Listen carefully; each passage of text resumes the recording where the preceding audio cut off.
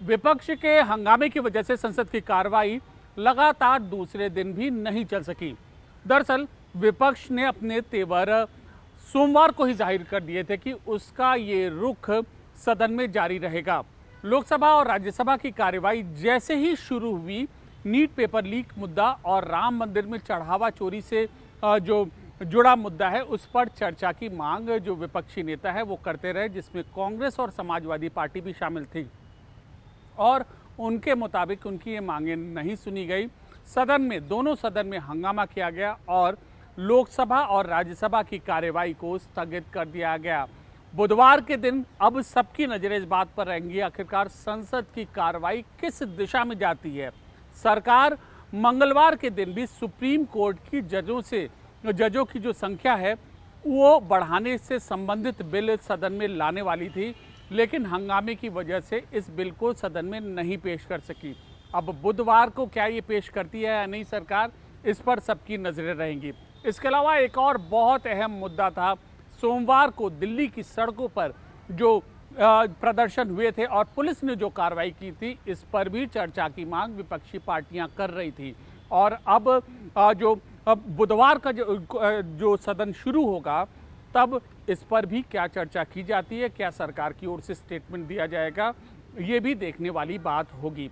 जहाँ तक सरकार की कार्रवाई का सवाल है, सरकार की ओर से स्वास्थ्य मंत्री जेपी नड्डा ने प्रदर्शनकारियों के प्रतिनिधि मंडल से सोमवार को मुलाकात की थी। जो घायल लोग थे, प्रदर्शनकारी थे, उनसे मंगलवार को मुलाकात की थी और अब बुधवार को इसमें क्या डेवलपमेंट होता है, सदन में क्या मीटिंग होती है, ये देखने वाली बात होगी। और इसके अलावा जो बैठकों का दौर है वह भी जारी है। संसद भवन में लगातार गृह मंत्री अमित शाह से मुलाकात की मंगलवार को पीयूष गोयल ने, और अब बुधवार को किन किन लोगों से वो मिलते हैं, क्या स्ट्रैटेजी पूरी रहती है और कानून व्यवस्था के मुद्दे पर किस तरीके से इस प्रदर्शन को लेकर आगे बढ़ रही है सरकार, इस पर भी अहम बैठकें लोकसभा पर सचिवालय और राज्यसभा सचिवालय के आसपास होंगी।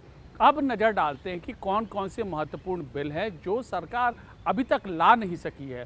तो इसमें जो है फॉरेन कंट्रीब्यूशन से संबंधित बिल है, इसके अलावा वंदे मातरम के अपमान से जुड़ा हुआ जो बिल है वह राज्यसभा में लाने वाली थी, लेकिन अभी तक जो विपक्ष के हंगामे की वजह से नहीं ला सकी। तो सरकार की प्राथमिकता यही है कि बुधवार को कम से कम 2 से 3 बिल वह सदन में पेश कर सके। इसके अलावा देश भर में जो बारिश हो रही है, जो प्राकृतिक आपदा की वजह से नुकसान हो रहा है, तो उसके मद्देनज़र क्या इंतज़ाम किए गए हैं, प्रधानमंत्री और गृह मंत्री की तरफ से यहाँ पर बैठकों का दौर हमें देखने को मिल सकता है।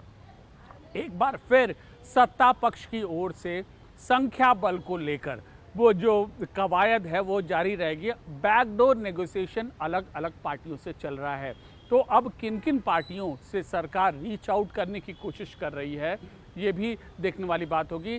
गौरतलब है कि डीएमके के सांसदों ने आज जो मंगलवार को अलग से विरोध प्रदर्शन किया। बुधवार को ये पूरे प्रदर्शन में कहाँ पर शामिल होते हैं, किस तरीके से अपनी बात रखते हैं, ये देखने वाली बात होगी। और इसके अलावा राहुल गांधी अखिलेश यादव की जो मुलाकात हुई थी, उसके बाद अब और किन किन नेताओं की संसद में मुलाकात होती है, कम से कम 1-on-1 मीटिंग होती है, ये भी इस बात पर भी सबको यहाँ पर बुधवार को पता चलेगा। दरअसल क्यों ये महत्वपूर्ण है, लगातार 2 दिन हंगामे हुए, अब तीसरे दिन उम्मीद कर रही है सरकार कि कुछ सुचारू रूप से बात आगे बढ़े। और इसको लेकर विपक्षी दलों ने भी मंगलवार को स्पीकर ऑफिस में मुलाकात की थी। उसके बाद कहा कि स्पीकर ने कहा कि हम सरकार से पूछकर बताएंगे। अब स्पीकर की ओर से ये मैसेज विपक्षी पार्टियों को दिया गया है, यहाँ तक कि सत्ता पक्ष को भी दिया गया है कि हाउस कम से कम चलाए लोकसभा। ये बात राज्यसभा में भी जाहिर होती है। अब क्या इन बातों को सुना गया, क्या फॉर्मूला निकाला गया, ये भी यहाँ पर अभी क्लियर नहीं हुआ है। बुधवार को इस पर भी बहुत ज़्यादा यहाँ पर क्लैरिटी आ जाएगी। कुल मिलाकर मॉनसून सत्र में हंगामेदार सत्र की यहाँ पर शुरुआत हुई है। पहले 2 दिन हंगामे के भेंट चढ़े हैं, तीसरे दिन भी पूरे के पूरे आसार है कि विपक्ष अपने इन हमलावर तेवरों को जारी रखेगा और सदन में अपनी मांग उठाने की पुरजोर कोशिश करेगा।